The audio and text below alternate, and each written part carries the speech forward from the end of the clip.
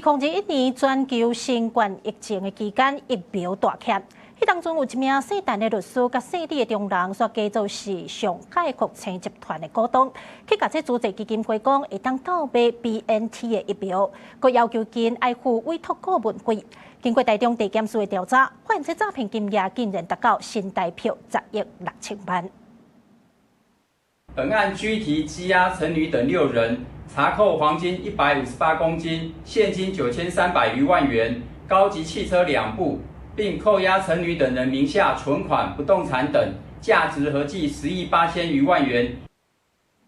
檢方大動作進入厝內敲吹，找出大量的現金。檢調發現，法案律師假押講會使買 BNT 的疫苗，甲組織詐騙10億外的顧問費，佮對內底摕6億7千多萬的現金藏佇姓李的強姦引導，甚至佮提起買金條，要閃法律的追查。現在台中地檢署已經對相關人士進行起訴。